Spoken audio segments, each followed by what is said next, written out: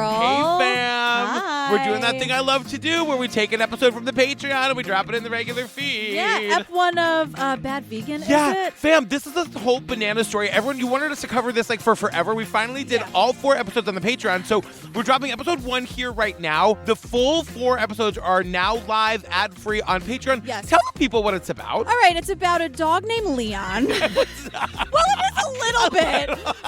It's the promise of a dog named Leon living forever because there is a vegan named Sarma, and she had this like super fancy pants celebrity hotspot vegan restaurant in New York City. Yeah, which I've been to and I talk about. Save your opinions for the pod. Totally.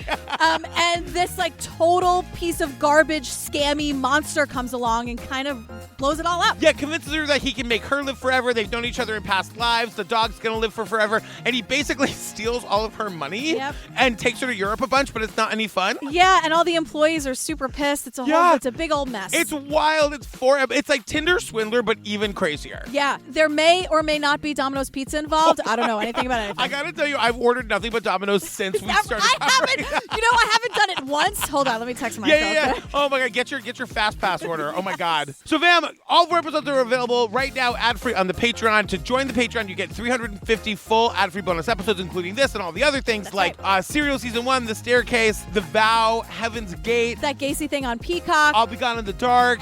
Love Fraud, Wild Crime, Relentless. The Scott Peterson one where maybe he didn't do it. That's right. Which is an opinion that's coming back kind of strong these days. Oh, okay. Well, who knows? I don't know anything. Again, I don't know anything about anything. All right, we love you. Enjoy the app. Okay, bye. All right, bye. So I'm just supposed to do whatever you say and listen to your instructions and... Yes, you signed on to this. You told me you wanted happily ever after. If I tell you to take all your money out of the bank and light it on fire, do it. Pure Food and Wine was the top raw vegan restaurant in the world. It was ahead of its time, and it was a high-end, fine dining vegan experience. It was a hotspot. Sarma was the brand, the raw vegan queen. It was such a great environment to work in. If none of this had ever happened, we'd probably still be working there. Sarma was telling me about a guy that she had been talking to online. There were tons of conspiracy theories about why she married him. Was there some sort of blackmail involved? It was just all very mysterious. What if Sarma's running a scam on him? If that was the con? Makes her look like the vegan Bernie Madoff. What happened to you? I gotta tell you, I avoided watching this because I didn't realize, I thought it was gonna be kind of boring. I was like, have you seen Tinder Swindler? Haven't you seen it all? No. But I gotta say, I was working in restaurants at the exact time this was happening. I went to this restaurant. See, I missed all of this, so I'm very excited to be sort of educated by you about what this world was like. Are you shocked that I missed the pure food and wine trend? No. I mean, back in the day, like, everyone talked about this place. It was like, I vaguely knew it was raw food and vegan, but it had a great wine list. That was the other thing. Yeah, I'm joking a little bit. Of course I knew. But this wasn't my Owen Wilson's here. I must go. I've got words for him when we get there. But my thing about Pure Food and Wine was it was the worst food I've ever had. Tell me why. Because it was raw food. And it was like you would order the cheese plate, but it would be like cheese made out of nuts. Oh, like cashew cheese? Yeah. Yes. You know what that is? There's an amazing restaurant in New York City. Here we go. Called Dirt Candy. No. And I think it does what Pure Food and Wine Pure Food and Wine wanted to do. Pure Food and Wine was like one of the hottest restaurants. But you hated it. I hated it. This woman, I didn't eat a thing. We ordered all this food. I ate none of it. I drank like 2 bottles of wine. Great. That's how you do it. Very on brand for me. Choked down a piece of cashew cheese after 2 bottles of warm Chardonnay. Piping hot. Cashew cheese. Oh, my Lord. So it's episode 1. It's called Mr. and Mrs. Fox. I know. So we open with a phone call. This phone call is bananas. Yeah. Have you gotten a call from anybody about about a film that's being made? It sounds like a documentary. No. This can't be a thing. You need to fight this as much as you can Don't give him interviews. Don't agree to anything. Don't talk to anything. And do anything you can to kill it, to make sure it doesn't fucking happen. But it just sounds like it's a thing already. It's like this guy screaming at this girl. I've never seen this before where, like, in the Netflix documentary, they're talking about maybe a Netflix documentary will get made. As the person's already filming the Netflix documentary? Which is a big reveal. You just hear the phone call at first, and he's like, if they're making a documentary, don't be in it. Don't. And then it cuts to the studio, and you see her on the phone with him. Because he's like, great, some fucking Netflix documentary now. Jesus fucking Christ. And I'm like, can we just pause on that for a second? Like, I know. Think about where we are with documentaries now, that those words could be uttered, and we know exactly what that tone of voice means. Like, oh, Jesus fucking Christ. Netflix now? I know. And then we see this woman who we're going to find out is Sarma. Yeah. She's beautiful. She's like, and she's just been screamed at. And she literally says, like, I'd feel bad recording anybody else, but fuck this guy. Because what he says is, look, you know two things about me. I loved you, whatever the fuck. And, you know, you love me, used to love me, whatever the fuck. And I'm not some fucking joker. I'm not someone to be fucked with, Sarma. And I'm like, wait, is he from Brooklyn? I know he's from Boston, but he's giving a little Tony Soprano with the whatever the fuck. I hope we get I've only seen episode 1. I need 100% more of him so we get 100% more of that. We do. Okay, good. I'll see you in episodes 2, 3, and 4. 2, 3, and 4. 2, 3, and 4. Just 2, 3 episodes. 2, 3 episodes. I used to love you, whatever the fuck. You loved me, whatever the fuck. This guy's gonna get Ugats. Oh my God. So we're in New York City, 2019. We meet Sarma. I can't say her last name. Melngailis. Okay. Why are you better than me at everything? You just rolls right off your tongue. I YouTubed it. Okay. And I wrote it out phonetically. Sorry Those are my secrets. I'm a professional. I showed up prepared. And in my head, I'm like, she'll know how to say it. Melngailis. She'll know how to say it. Yep. Well, we meet her, and she spends the first 10 minutes of this thing. Wait, I'm sorry. Can we go back? Because there's more impressions of him. Oh, yeah. Go. I'm on the fucking edge with this shit. Like, it's been 2.5 fucking years, and I'm still bound. And, like, if I get fucking dragged by these people again, it's gonna be fucking hellfire from the fucking sky. I'm not dealing, especially that Vanity Fair cocksucker. I'm not going through this again. I'm fucking not. Before the opening credits. Oh, my God. That Vanity Fair cocksucker. Oh, I just want somebody to call me that true crime obsessed cocksucker. That true crime obsessed cocksucker. I'm not doing it, Patrick. I'm not. You nailed it, weird guy from Boston. Right. So we meet Sarma, and she spends the first 10 minutes of this documentary talking about not answering the question, what happened? Well, get ready. I know. Buckle up. There's a lot of, what was I supposed to do? There's a lot of that coming from Sarma. Because they're like, so what happened? And she's like, well, I try to spend most of my day like not ever talking about it. And I'm like, then why are you here? Yeah. Why are you sitting down for the document? Sarma, look, I'm going to get in a lot of trouble. Okay. I have a lot of questions. I understand. You know, we did Puppet Master. We did Tinder Swindler. Yeah. We do this a lot with the manipulation and the narcissism. And I totally get it. And I totally hear it. There's a lot of things I'm not hearing from Sarma, and maybe it's my confusion. Yeah. Maybe it's, as I've been told, my privilege that I have not been in a scam situation like this, that I can't really put myself there. But it feels a little too detached to be like, I don't want to think about what happened. But like, what happened to you also happened to other people because it had a ripple effect, and we have to talk about that a little bit. We do. I don't know what that is. So like, you have to let me like her a little bit for episode 1. I'm not saying, I'm just saying. I kind of like her. Because you were telling me that she's like best friends with Sarah Edmondson from the, what's it called? From The Vow. From The Vow. She really looks up to Mark Vicente. I have done a lot of research on Sarma because I want to understand. Yes. Because she doesn't really give a lot here. This little introduction to be like, well, what am I supposed to say? I don't want to think about it. Look, that happens throughout, and I need to understand. I liked Sarah Edmondson until you made all of the valid points as to why I shouldn't. I need you in my life more. We need to spend more time together. I've taken a lot of wrong turns I feel like you could have saved me from. Look, in fact, now I'm mad at you. Where have you been? I've been right here.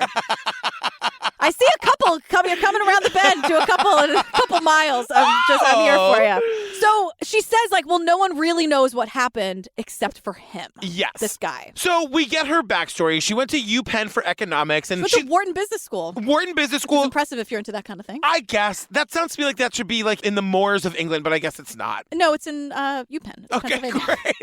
But I know, like, Wharton Business School, everyone goes like, wow. It's a big deal. And, like, you know, she's into finance, and she gets hired by Bear Stearns. And I actually kind of love this because she says... Somebody that I'd worked with said to me, do you really like this work? I mean, is this what you really want to do? And my first thought was, do you like it? Do people like it? And he sort of confronted me on that. Nobody else had really done that. She'd never taken the time to consider you could actually enjoy what you do for a living. Right. Bear Stearns, by the way, we have them to thank for the subprime mortgage crisis and basically like the Great Recession and about 15 million other shitty things that happened. Thank you That's so Bear much. Stearns. Yeah, I know. Thanks, Bear Stearns. Thanks a lot. But like, we learned that she was really into food and wine. And so like, when she quits her job at Bear Stearns, she works there for like a year and a half. She goes to culinary school because she wasn't, as she says, under any financial pressure to get a job. Must be nice. Sarma. So yeah, I mean, I guess she did what you do at Bear Stearns, which is like basically at that time, like stealing a bunch of people's money. Either that or she comes from money, like who knows? But Yeah, like, can you imagine the life of like not being under any, like you live in New York City and you quit your job without a plan? Yeah, I think she came from money. Yeah. And I think she made a lot, which is, good for her. I'm not going to begrudge her that. So instead of like getting a job, she goes to the French Culinary Institute in 1999. Like that's when she graduates. Yeah. And like that's a big deal. Like that's where like all the famous chefs come from. So she's like diving headfirst into this world she wants to know about. Yeah. And then we hear about Matthew Kenny. He owned Commissary, which is a restaurant I remember from like the early 2000s. I worked in restaurants, and when you work in restaurants, you can't help but be surrounded by some people who are like obsessed with restaurant culture. Yeah. I was not one of Did those you watch people. The Bear on FX? No, everyone's talking about it. Jeremy Allen White, you have to. I will say they're talking about how it was really authentic because in the back, all the kitchen guys are drinking out of those plastic tubs, and that's true. Yeah. When I was a dishwasher, and when like you work in a kitchen, they don't drink out of cups. They drink out of those like plastic to-go containers. Move over, Ryan Philippi. I have a new shirtless guy for you. How dare you? Just a little tight for my first. Baby. Jeremy Allen White, big fan. Oh my God. Anyway, the point is this guy, Matthew, was like a big restaurant guy. Right. And Sarma was a fan of his before they even met. I found out that he was writing a book, so I went and met him to interview about working on that cookbook. By the end of the meeting, I had the gig. Matthew and I became a couple pretty quickly. She's gorgeous. He's gorgeous. He hires her, and 5 minutes later, they're dating. Yes. And that's what happens with gorgeous people. Yeah, that happened with you and Steve. Oh, that's Come on. Exactly right. You set me up, and I hit it right out of the park. That is a sports reference. So they decide we're in love, we're both beautiful, whatever. Yeah. Let's open up a restaurant. That's what happened. We're in love. We're both gorgeous. Let's open a we restaurant. have a shit ton of money. Totally. Let's like really like put all our money behind the raw food vegan movement. So enter Jeffrey Chatterow, and I was saying to you earlier, from my time working in restaurants, that's a name you definitely know, especially from this time, like the early 2000s in New York. Yeah. I want to say he was behind like Tao, those kinds of restaurants. Yeah, he's basically super, super rich. He's a restaurateur. He's an investor, and he is going to back them financially, which is huge because it's his name and his money. I really like him in this, and he's talking about how like I loved them. I believed in their concept. They wanted to do like a raw vegan restaurant, and he's like, I knew nothing about it. They sounded like they knew what they were doing. I said, let's go. Well, go. So they do. They open Pure Food and Wine, and it's like instantly the celebrity hotspot because of course it is. Because as someone said, they made vegan raw food accessible and not like something weird. Exactly. They were trying to make it sexy rather than hippie or whatever. And they were saying like you couldn't get like high-end vegan food anywhere else, anywhere in the world. Which is, I get it. I get it too. But like suddenly all the celebrities are going there. Owen Wilson used to just post up in the back and like walk through the kitchen. He was just walking barefoot through the restaurant and ordered a juice and walked out the front door. Giselle walks up to Sarma, and then like Tom Brady walks up, and I'm like, what is this place? Like, this is so crazy. Let's talk about Owen Wilson for a Okay, minute. all right. You tell the story, and then I've got shit to say. Owen Wilson broke about 38 health code violations. Yes. According to one of the people here, who I do like, a lot of her employees. Yes. Quote, Owen Wilson used to post up in the back and walk barefoot through the kitchen. That is entitled as fuck, and it's a health code violation. He would just walk in, order like off the street, and then go into the back, order a juice from the juice guy, and then leave. To which I said, Owen Wilson, you don't have to be an asshole just because you're a celebrity. Like, what an entitled fucking move. move. It's not like no one's forcing you to be a dick. No. And you know what? No one thought it was cute. Nobody. And then we learned that Giselle and Tom Brady would come in, barf, who Who cares? cares? Woody Harrelson, of course. Woody Harrelson is barefoot 24 hours a day. I'm sure he was back in the kitchen with the Wilson brothers. I was thinking about this the other day. Woody Harrelson was like the dummy bartender on Cheers, and then he became like the world's biggest action star. How did that happen? But now he does like serious movies. Did you see that movie on HBO, Game Change, about Sarah Palin? No. He plays Steve Schmidt. He's excellent. Oh, he's so good. He was on Will and Grace for a season Yeah, as like Will's boy. But playing Woody Harrelson, because he's like a hippie always barefoot. He's playing himself. So, and this is where we learn. I actually loved knowing this.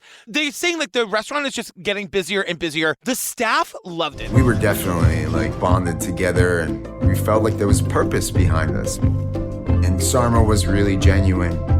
We used to call her the Sarmama. Restaurant work is so hard. It is so hard. People are terrible. And it's a thankless job a lot And of it's the time. thankless. And if you get to go to your restaurant job and you believe in the mission and you're supported by people who like love it too, I can only it's like what I feel like when I walk into the booth with you. Oh, truly. thanks. I mean, like that's what I mean from the bottom of my heart. I Yeah. get to do this thing that I fucking love with this person that I love. It's like who like everything cares the same way exactly. and the same Everything amount. is perfect. So I was very happy to hear that like people who worked at this restaurant got to have that too. That was amazing. Guess what? I'm not going to scam you, girl. I got no tricks up my sleeve. This is it. This is it. Take it or leave it. You got it. But the thing about that is people were working there for 6-7 years and like from the beginning and watching it up. And they say like if the royal didn't happen, we'd probably all still be one big happy family. Exactly. Oh God, that's so crazy to think about. So now we're jumping to Los Angeles 2020. We meet Alan Sacklin. That Vanity Fair cocksucker. And guy who uses a motorized standing desk. Enough of that. He also hates Sarma. He hates her. Oh, he does? He hates her. I couldn't tell if he did or not. Yeah. So this guy, we're meeting this guy in 2020, and he's telling us about the time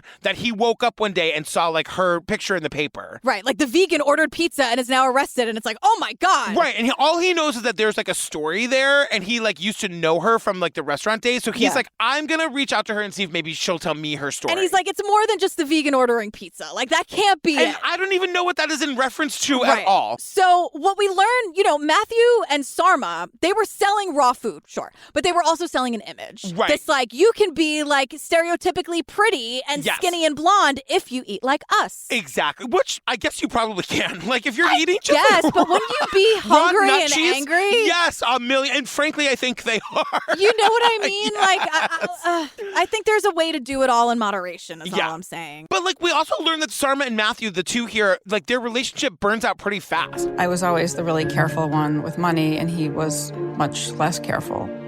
Matthew Kenny was not a well-respected businessman. There was a lot of word around New York that Matthew was a guy who didn't pay his bills, who stiffed a lot of investors, and was trouble. And I'm like, Sarma, why did you go into business with this guy who everyone in the restaurant industry knew was not someone to go into business with? Because he was so hot. Oh, I guess. That's right. And I'm sorry, like, I feel like there's not a lot of people where you go to them and you're like, let's open a vegan raw food restaurant. And they're as excited as you are. You know what I mean? Totally. It's $1 million idea. Totally. But it was. That's the thing. Yeah. And so, like, we learned that, like, they kind of break up, but they. Sarma says we had a very public breakup. And I'm like, in certain circles. And I know when it's your breakup, it feels like it's on the news 24 hours a day. Yeah. I totally understand that feeling of like something is happening to you and you feel like everyone knows about it and cares about it. You're right, because she says that like neither one of them left the restaurant. And according to Sarma, people were just coming in off the street to see if they would have a fight. To see the reality show that was. Also, speaking of reality shows, what I'm gathering from a lot of this footage, because we see a lot of the same footage of Sarma walking around New York City. She's wearing a black hoodie and she has like her hair in pigtails. Yeah. And it's just her like kind of walking aimlessly, but there's the Bravo watermark on the bottom. Oh. So I'm thinking that maybe like there was maybe going to be a reality show. Oh, shit. I didn't realize that. And maybe it didn't go anywhere because it's all the same footage. And I'm like, it's not her now. No. Definitely and I'm seeing watermarks. Yeah. Because that guy Jeffrey's in it and it's like definitely from a long time ago. Yeah. So I think, I don't know. Fam, if you don't know, restaurants in New York, it was so hot. A thing. And like 2000 to 2010. Yeah. Like no one went to clubs. Everyone went to restaurants. And restaurants would turn into clubs. Remember Nobu? When Nobu first was a thing? Robert De Niro and this, it was huge. Like Lavo was this Italian restaurant that would then become a nightclub. And then Mr. Chow came over from LA. There was Mr. Chow. I mean, So back to like Matthew and Sarma breaking up. Jeffrey Chodorow, who was like financing the whole thing, gets a call from Matthew. And he said to me, I can't continue to work with Sarma. So I need you to expel her from the restaurant. Then I got a call from Sarma, who said, this is what happened. You have to figure out what to do. And so Jeffrey, who's not only giving his money, but also his name, like to be in business with him is sort of giving you a lot of street cred. Totally. And he's like, I sided with Sarma. I was Team Sarma. He was like, look, we both went to Wharton. She had a vision. She was good with money. And Matthew didn't have any of those things. And he was like known to not pay his bills and stiff his investors. Like, of course, like your reputation is important, people. Right. And so what Jeffrey does is sort of fascinating. Yeah. He essentially kicks Matthew out of the business. To which he says, I think that shocked him. I think it shocked Matthew too. Look, I don't think Matthew hears no a lot. I was going to say, with a face like that, he's certainly not getting a no from me. And also like the chef thing, watch the bear. I'm just saying.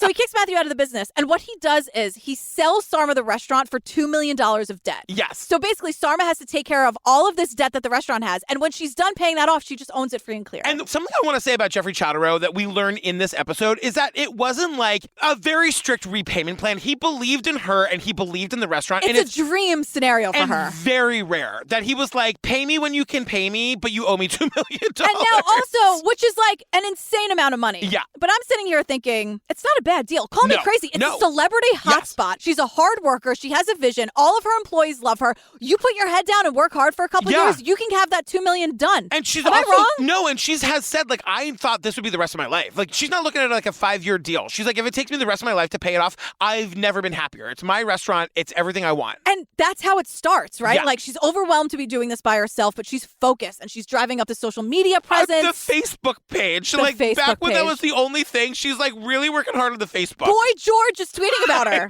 So is like Gwyneth Paltrow, like, of course. Scoop. I know. But now Alec Baldwin has entered the chat, and it's real creepy. It's real creepy. I met Alec Baldwin at the restaurant. We talked a lot on the phone and via email.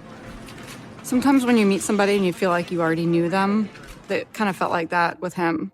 My understanding of her relationship with Alec Baldwin was that he was a regular customer at the restaurant and that, like a lot of the gentlemen who went there, he had a bit of a crush on Sarma. The deal with Alec Baldwin is just that, like, he's this super famous guy at the time. He's eating at the restaurant. I guess he's single. Are there, like, youths listening who don't know who Alec Baldwin is? You know, I got to tell you, 1980s, 90s Alec Baldwin is Steve's Ryan Phillippe. Wow. Like no question about it. And Alec Baldwin, I want to go on the record and say I've always liked Alec Baldwin. He read an ad for us. He read an ad for us on his podcast, but like this crazy thing with the woman that died. Yeah, with the gun and everything. It's just so fucking crazy. But anyway, this predates that by decades.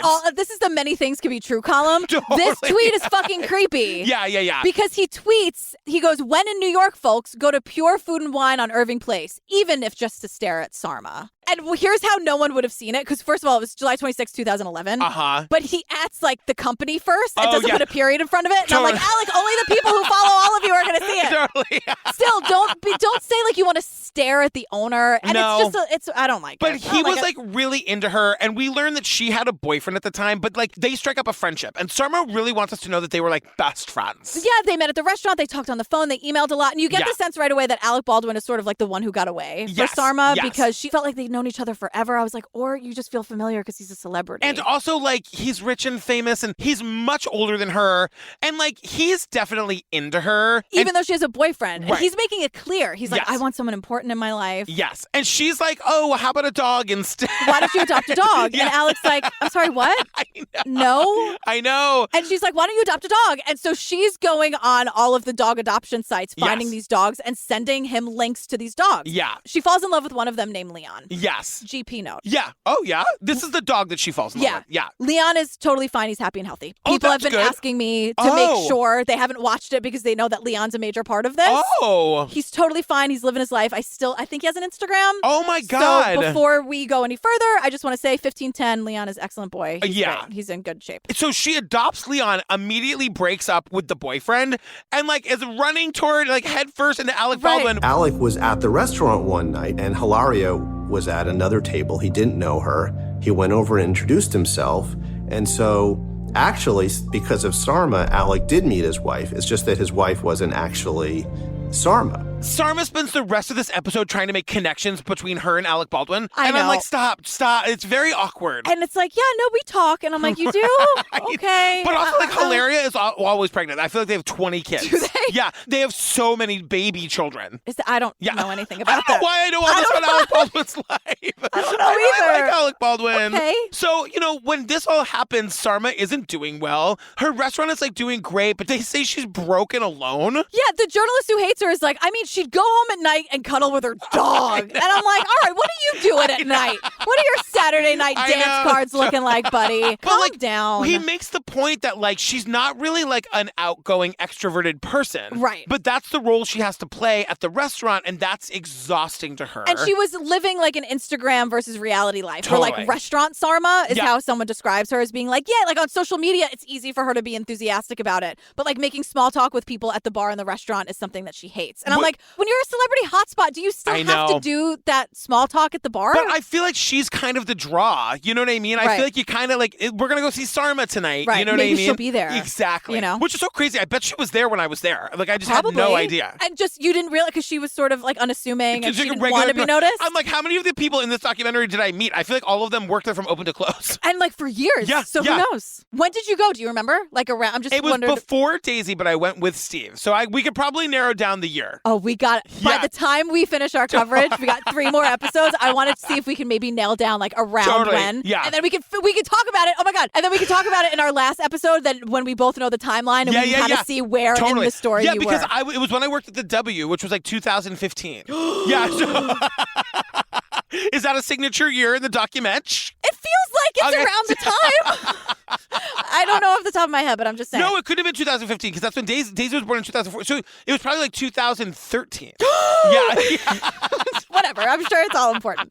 But then Sarma notices that Alec Baldwin is tweeting with someone named Shane Fox. Sarma was telling me about a guy that she had been talking to online that she was pretty excited about. He was somebody that was corresponding with Alec on Twitter. He was funny, and he and Alec had all this back and forth. It just seemed like he and Alec knew each other somehow. Do we get more information on this? It's some random dude named Shane Fox who lives in Massachusetts who like calls Alec Baldwin his like fairy godfather or whatever. So they're like tweeting like they're old friends. Yeah. And I'm like, no, Twitter's weird. Like Twitter was still pretty new in 2011, but she's very charmed by their exchanges. And their exchanges are like Shane drawing stick figure versions of Alec Baldwin saying like Alec is in a plane. I took a screenshot. Okay, great. Alec's in a plane and it says USA, Alec Baldwin, certified official, not a terrorist. Right. So they're making jokes, but this guy Shane and Alec Baldwin is weirdly is really engaging with this person. And it really does. If you didn't know any better. Also, the Twitter handle is _it. Oh, God.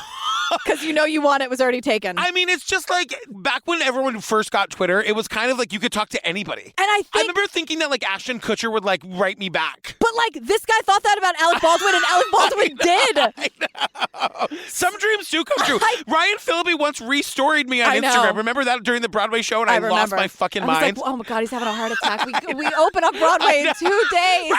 What is? I was like, oh, thank God. I've never been so happy to see Ryan Phillippe. The entire rehearsal stopped. And everyone. You think I'm kidding? I was like, well, I can't handle another thing to deal with. We got to be on Broadway. How do people do this 8 times a week? I don't know. Ryan Phillippe knew who I was for 0.3 seconds of his life. Oh my God. So Sarma is rationalizing all of this, right? Like, okay, so Leon, the dog she loves, came into her life because of Alec Baldwin. And Sarma, stop Alec Baldwin met Hilaria at Pure. Yeah. And so, like, why wouldn't she meet someone great because of Alec? Alec Baldwin is the center of all the great things in her life. And so Sarma and the Shane Fox guy start talking online by playing Words with Friends, that Scrabble game. Yeah, and the timeline here is very confusing. We don't know how long they're talking, when it was just like connecting on that game app versus texting versus actual phone call. We're just told it's like months. Yeah. You know, Shane was hilarious and he could always make her laugh and he was goofy and funny. And then we get this whole thing about how he presented himself as this big, strong protector. Which she thought that he looked like The Rock. Like he could pick her up in one arm. And Leon, her big dog, in the other. And that was like a big savior thing.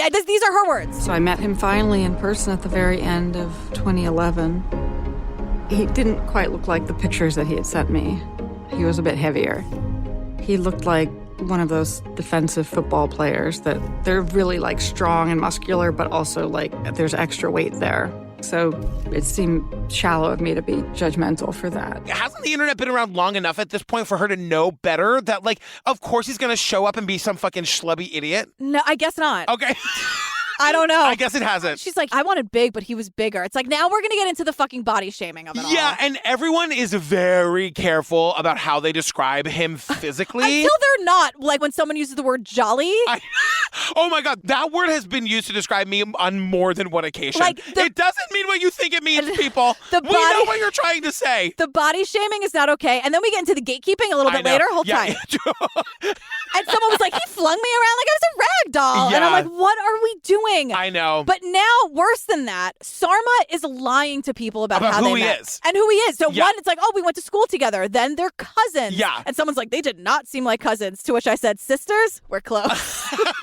That's a Rent joke, you Yeah. guys. Speaking of New York. Yeah, exactly. But like something is happening because it's like she's not into him, but she desperately wants to be into him. And she's bringing him around a lot. And Yeah. usually they're used to like Matthew the restaurateur and like this other guy she was dating, or Alec Baldwin maybe. Yes. And then this guy comes in. And so what they're all saying, and this is where I was like, this sucks. I know exactly what you're going to say. They're just like, he didn't fit in and like he didn't feel like the type. And then they were like, oh, but then we saw his social media and he has 50,000 Twitter followers. And he interacts with Alec Baldwin. Yeah. Maybe he is allowed in our world. I gotta tell you, like, that's all anyone fucking cares about. It's so... Also, this guy's got more Twitter followers than me. Let's get on that. But I was like, look, this guy Shane sucks, but like the gatekeeping is really disgusting. Yes. And like, I just didn't like the body shaming and then the gatekeeping. And I'm Yeah. like, whoa. But this is what happens when you open a raw vegan restaurant. I I'm know. sorry, raw vegans. And however, like it is all very mysterious Yeah. because Sarma is lying about who he is and how they know each other. Yeah. All of us at the restaurant were asking these questions like, okay, who is he? And at the same time, I was being friendly with him because he was funny, and I just thought, okay, this is a unique pairing, fine. So who am I to judge? But it was just all very mysterious. She doesn't know anything about him either. And so, like, she's like asking him kind of what he does. We need to have a conversation. Men, women, when you are with a person who tells you that they are working in black ops, they are lying to you. Yeah, right on Nobody cue. who works in that job is ever going to tell you about it. Let Ever. me tell you, I know someone, this is a true story. Yeah. I know someone who is in the CIA. Uh-huh. They don't go, psst, hey, I'm in the CIA, but I Exactly. can't tell anybody. There's like, no, he's in the CIA, and that's kind of it. You Right. can know what country he's in, Sure. but that's kind of But it. that's a legit government job. And he's never once asked me for a fucking penny. He's right. never asked me for money. Right. And he's never, and I No. know like his wife and his family, and they live on the base, and that's Right. a real thing, and he can come home. Like, that's how it is. Right. No one's like, hey, I'm in Black Ops, and don't tell anyone, and just say we're cut. That's not how it works. No, and it's like, I don't know. This is where I was kind of like the Tinder swindler of it all. What do you mean by that? Well, because it's exactly what happened in Tinder Swindler, where he was like very mysterious about what his Oh, job my was. enemies and Puppet Master. Exactly. The whole It's thing. all about like the military and everyone's super rich and the enemies are and you're safer if you just marry me. Like that whole thing. Right. And I get that it's new and I get that she was busy and she didn't have time to ask a lot of questions, but it also seems like she just didn't also want to know. Yeah, I agree. You know? Another thing is like, so we meet Sarma's dad, John. Yeah. You know, I got the impression he was very wealthy. I didn't ask him, so how much money do you have? I tiptoed around the question to asking sort of what his career was, what did he do for a living? And then I got the answer. Okay, it was black ops, and I tried to probe a little bit. I said, "You mean like Blackwater?"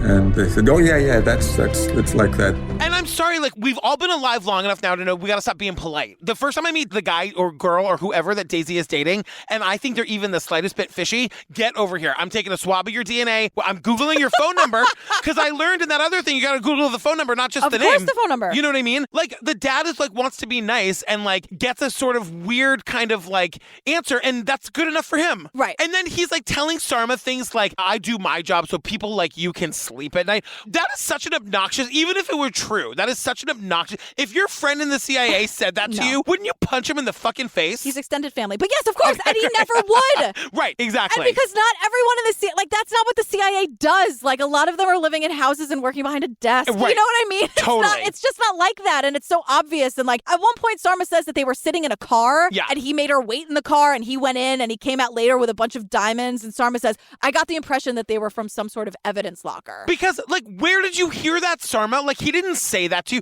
You made that up in your brain, and he let you make that up. Or she'll ask a question. He'll be like, I can't talk. He's like the Godfather. I can't talk. Faye, I don't talk about my business or whatever. And you're like, Sarma, you have a $2 million business that you own and a bunch of people's livelihoods on your hands. And the debt you have to pay by this basically angel investor in every sense of the word. Right. And you can't have the guy who's getting the diamonds and you don't know where they're coming from. Right. Can we just all calm down? We need to sit down.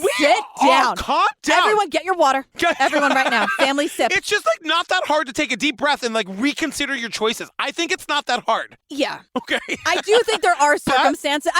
There are circumstances like if you just in whatever state you're in, if you really think like this is the asshole I deserve or whatever. I understand that there are definitely circumstances where this happens. To me, it feels, remember like Puppet Master was sort of like Tinder Swindler. It happened over a period of time. Yes. I'm not feeling that from like Words with Friends and now he's here and now he's in the Black Ops. Like maybe this is a poorly made documentary, but I'm not seeing the arc. It feels very instant to me. Because guess what happens next? He asks her for money. Well, that train's never late in your notes. I was like, SGB would say that train is never late. He suddenly needed whatever it was, $6,000, $10,000, like right away. He just needed it. It was like life or death. He had to have it. And it's my nature to be like, oh, yes, please let me help.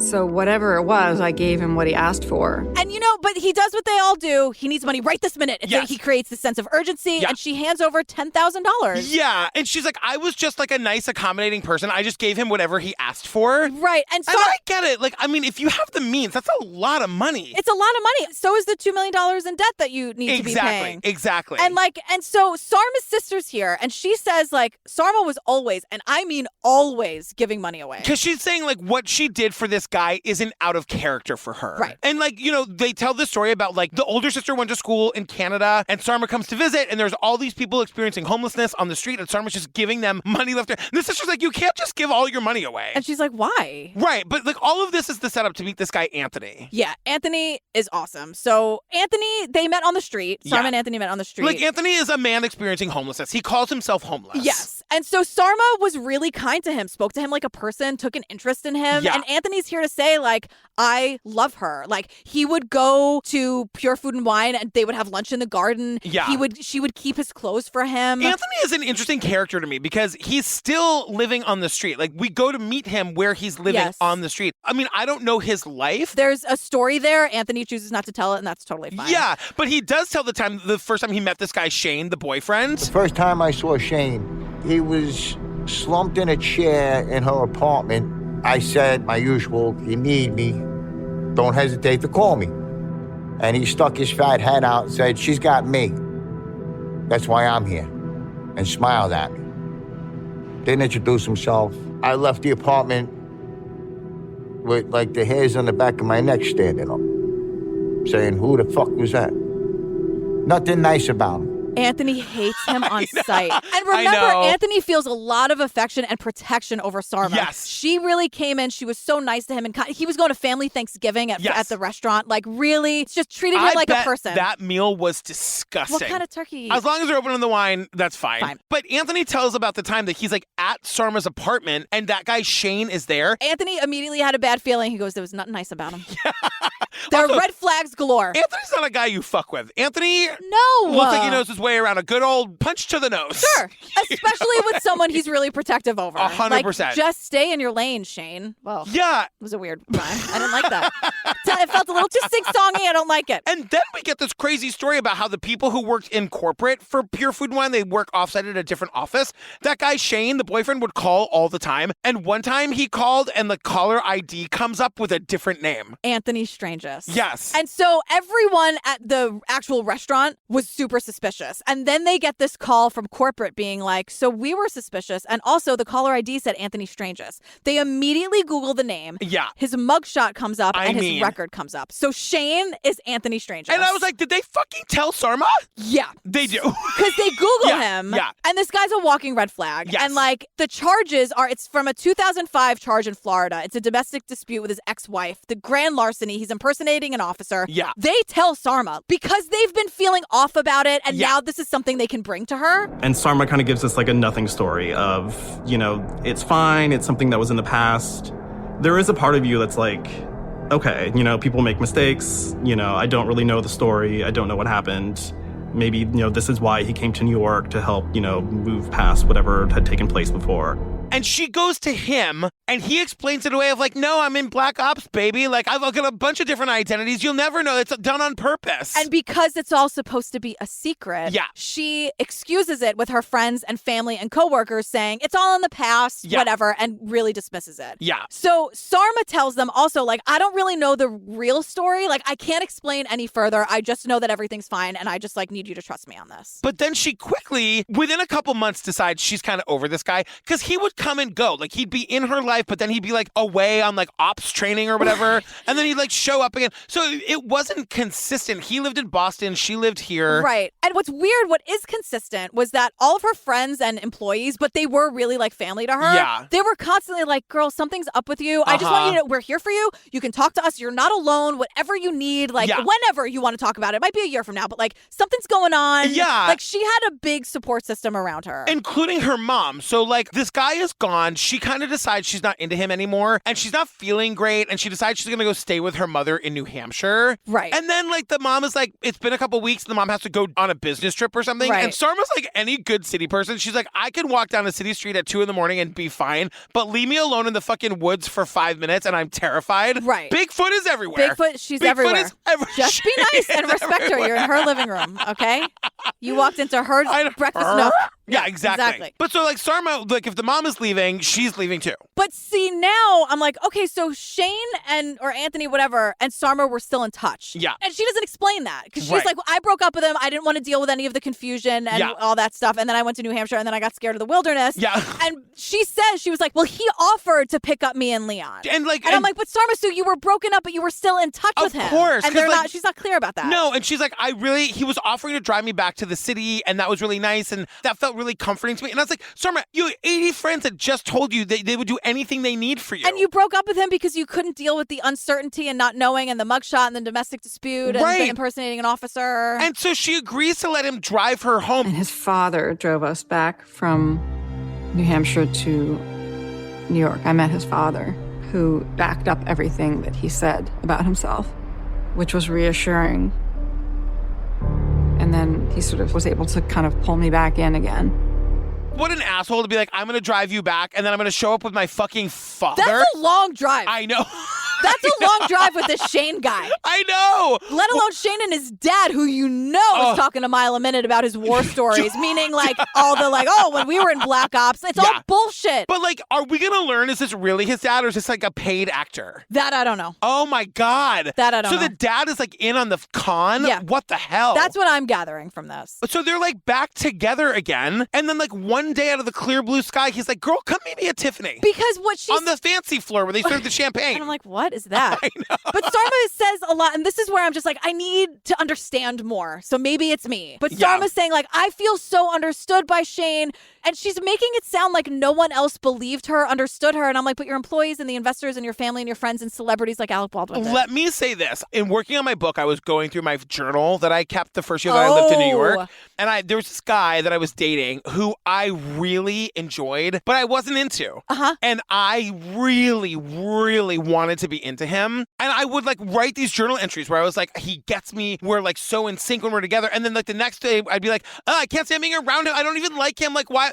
So I kind of understand where she's coming from. She kind of like needs to have a connection with someone. So she's kind of forcing it. I see. You know? Knowing full well that she has a full support system. Right, is what you're saying. Totally. But really, I'm trying to understand. That's what you're saying. That she knows like, well, she could go to her friends, but she wants a romantic, right. like kind of like, and she's trying to force it to happen. I see. Yeah. So yeah, we're at the fancy floor. Yeah. He had me try on a couple of rings. He had me try on a ring that cost $800,000. This salesperson is treating us like royalty and taking us around and like, well, what do you like here and what do you like here? And I'm like, what are we doing here? Why are we here? And he's like, just just tell me what you like in here. He's conning her and making her believe that he can afford an $800,000 Now, ring. I'm thinking Sarma's the type of person who's too cool for school. Yeah. And I think she's made it very clear. There were probably conversations that Sarma doesn't even know that she had or doesn't even remember. Yeah. I would never, jewelry's not for me, diamonds aren't for me. So, like, this is why this was not a risk for him. Right. He could offer her something extravagant that he knew she'd never in a million years take. Because we see her journal where she's like, I don't really get diamonds. Like, I'm not really that into it. Right. And she made that very clear, and he picked up on that. Yeah. And this is a perfect way to con somebody because it's like, holy shit. Like, if I said yes, I could have it, but I would never. Right. And then he's having them look at these like townhouses in New York City. This one townhouse on 15th Street that's $15 million. And he takes this to the extreme. They get a broker involved. Hey, guess whose broker it was? It was Alec Baldwin's broker. Another connection. But like they meet with like a bank. They meet with Barclays. And like Barclays is chomping at the bit to get this guy because he has like fake documents that show he's got $20 million in the bank. First of all, he's had $22 million in the Cayman Islands. Red flag. And like millions and millions in all these other countries and all this property. Yeah, this banker at Barclays, Sarma's like, they like laid out the red carpet for us when we got there. They were offering us all this stuff. And I'm like, how is this possible? And then I'm like, not so fast, me. Because the money never shows up. Of course. And so they don't get the townhouse. The bankers are like, bye. Yeah. Like, no Can money, sorry. Like, imagine wasting somebody's time like that. Like the 20 people in that fucking meeting who spent a whole day listening to this dick. So they don't get the townhouse. And remember, like, Sarma owes $2 million to this guy, Jeffrey. Yeah. And he's barely making her make the payments. Right, which is so kind. He's like, I believed in her. I believed in the restaurant. Pay me when you can. But like, my thing here is like, if it were me and like, I'm hitching my horse to this wagon because he's got the money that I need, I feel like I'd start to be like, but wait, does he? Because the ring didn't happen and the house didn't happen. Right. You know what I mean? This is what I'm saying. Like, because even Sarma's like, one thing led to another and he couldn't get the money to show up. At that point, I was kind of generally exhausted from years of feeling like I was going through all kinds of struggles on my own, and I didn't have a business partner. For whatever reason, Sarma is convinced that Shane Anthony can take care of all of her debts and she can be taken care of financially, even though they couldn't buy the townhouse. Right, because he's telling her that $2 million